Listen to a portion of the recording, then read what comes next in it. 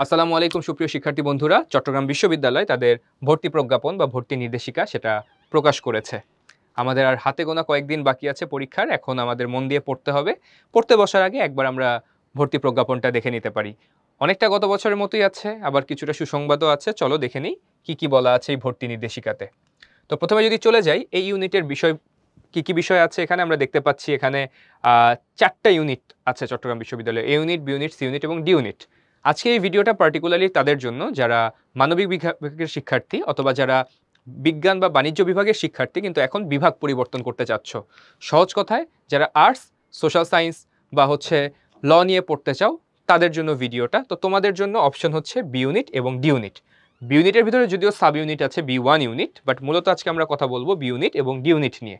B unit mainly arts এবং হিউম্যানিটিসের সাবজেক্টগুলোর জন্য, আর social science, ল এবং এডুকেশন রিলেটেড যে ডিপার্টমেন্টগুলো আছে সেগুলোর জন্য হচ্ছে আমাদের ডি ইউনিট। আমরা একটু সামনের দিকে চলে যাই। আমরা দেখতে পাচ্ছি চট্টগ্রাম বিশ্ববিদ্যালয় বি ইউনিট তোমাদের শিক্ষাবর্ষ 2025-26 ভর্তি পরীক্ষা অনুষ্ঠিত হতে যাচ্ছে আগামী 10 জানুয়ারি 2026 সালে পরীক্ষা অনুষ্ঠিত হবে, অর্থাৎ এখনো 1 বছর বাকি আছে। আগামী বছরের জানুয়ারি মাসের 10 তারিখে পরীক্ষা অনুষ্ঠিত হবে। ঢাকা ভার্সিটি ভর্তি পরীক্ষা দেওয়ার পরে অন্তত প্রায় 1 মাসের মতো সময় তোমরা পাবে। ওই সময়টা ভালো মতো কাজে লাগাতে পারো চট্টগ্রাম বিশ্ববিদ্যালয়ে পরীক্ষা দেওয়ার আগে।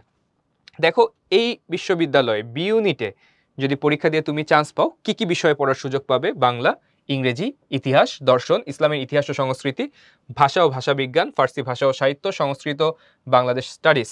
সব কয়টি বিভাগ মিলে মোট আসন সংখ্যা 690। 690, ওকে। তাহলে এখন চলে আসি আমাদের আবেদনের ন্যূনতম যোগ্যতা।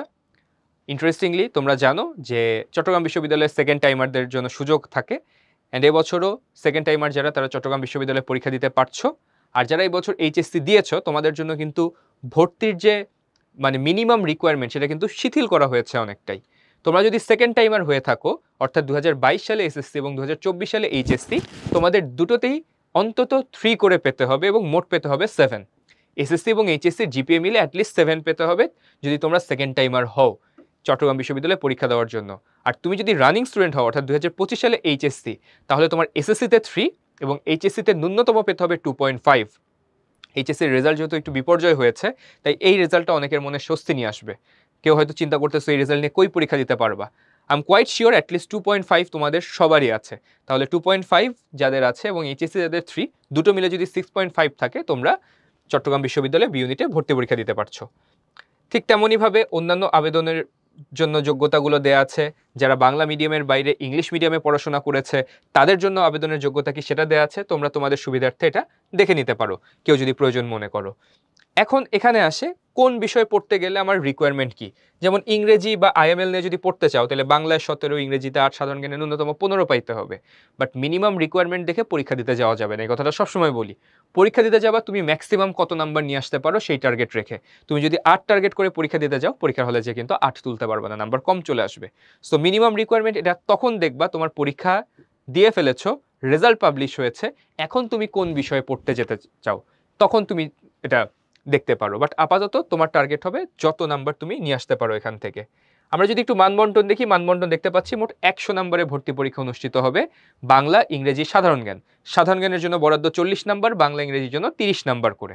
আর যারা মাতৃভাষা হিসেবে বাংলা পড়ে নাই, অর্থাৎ সহজ কথা বাংলা মিডিয়ামের স্টুডেন্ট ছাড়া, এটা বাংলা ভার্সন, ইংলিশ ভার্সন, তারা সবাই বাংলা মিডিয়াম। যারা ইংলিশ মিডিয়ামের স্টুডেন্ট, যারা ব্রিটিশ কারিকুলাম ফলো করেছে, তারা বাংলার বদলে ঐচ্ছিক ইংলিশ অ্যান্সার করতে পারে।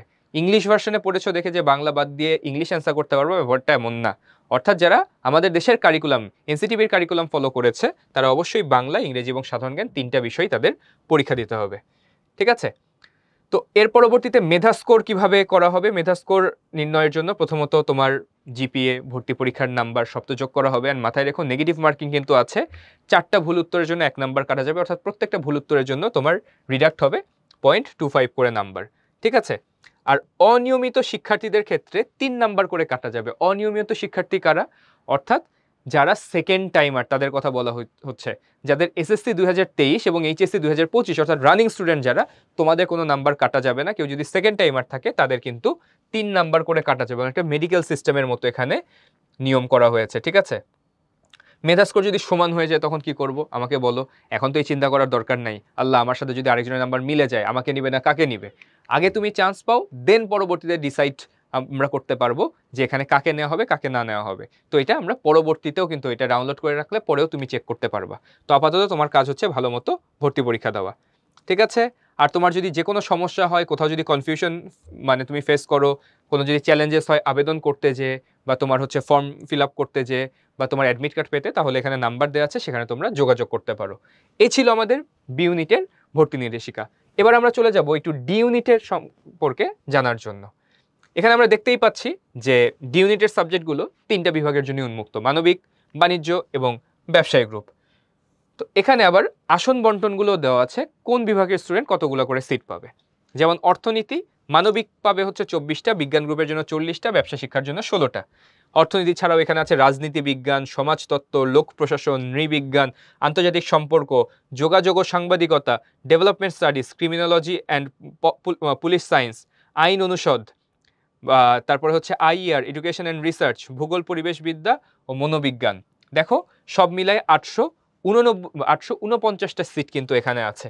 সোশ্যাল সায়েন্সের সাবজেক্ট বলতে আমরা যে সাবজেক্টগুলো বুঝি, পাশাপাশি ল এবং এডুকেশন অ্যান্ড রিসার্চ, এই সাবজেক্টগুলো আছে ডি ইউনিটের এখানে। আর ঢাকা ভার্সিটির ডি ইউনিট একসময় যেমন বিভাগ পরিবর্তন ছিল, এখানেও চট্টগ্রাম ভার্সিটির ডি ইউনিটেও ব্যাপারটা ওই রকম। তো এখানে আবেদনের যোগ্যতা বি ইউনিটের চেয়ে খানিকটা একটু কঠিন। বি ইউনিটের চেয়ে এটা একটু কঠিন রাখা হয়েছে। ওখানে যেমন যারা সেকেন্ড টাইমার তাদের ছিল হচ্ছে 3 করে পেতে হবে, মোট 7 লাগবে। এখানে তোমাকে পেতে হবে 3.5, মোট পেতে হবে 8। আর যারা রানিং স্টুডেন্ট 2025 এইচএসসি ব্যাচ, তোমাদের এসএসসিতে প্রয়োজন 3.5, এসএসসিতে প্রয়োজন অ্যাটলিস্ট 3, দুটা মিলে পেতে হবে তোমাদের 7.5। তো যাদের এইচএসসিতে 3 আছে এবং দুইটা মিলে 7.5 এর বেশি আছে, তোমরা কিন্তু চট্টগ্রাম ভার্সিটি ডি ইউনিটে ভর্তি পরীক্ষা দিতে পারছো। একটু সামনের দিকে চলে যাই, এখানেও আমাদের ন্যূনতম যোগ্যতা দেয়া আছে। ন্যূনতম যোগ্যতার ক্ষেত্রে মানে অর্থনীতি যদি পড়তে চাও, ইংরেজিতে কত পেতে হবে, বাংলায় কত, সাধারণ জ্ঞানে কত, এটা নিয়ে বিস্তারিত আলোচনা করব না, কারণ এটা আমাদের এখনকার প্রায়োরিটি না। আমরা সামনে চলে যাই। তার পরবর্তীতে এখানে বিষয়ভিত্তিক মানবন্টন, ভর্তি পরীক্ষা অনুষ্ঠিত হবে কতর ভেতরে ভাই? আবারও 100 নম্বরের ভেতরে ভর্তি পরীক্ষা অনুষ্ঠিত হবে।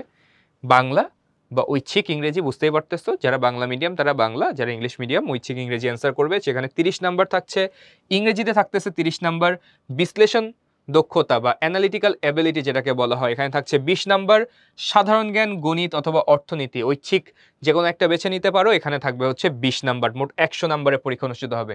বাংলা ইংলিশের 60 নাম্বার কিন্তু কনস্ট্যান্ট, বাকি 40-এর ভিতরে 20 অ্যানালিটিক্যাল অ্যাবিলিটি এবং বাকি 20 হচ্ছে সাধারণ জ্ঞান, গণিত অথবা অর্থনীতি, ঠিক আছে? অ্যান্ড 5 নাম্বার হচ্ছে ন্যূনতম 40। যারা 40 পাবে তাদের মধ্যেই কেবল মেধা তালিকা দেওয়া হবে। যদি এমন হয়ে যায় যে কেউই 40 পাইলো না, মানে সবাই 40-এর নিচে, তাহলে হয়তো আবারও ভর্তি পরীক্ষা নিবে, বাট তোমার চান্স পাইতে গেলে মিনিমাম 40 পাইতেই হবে, ঠিক আছে?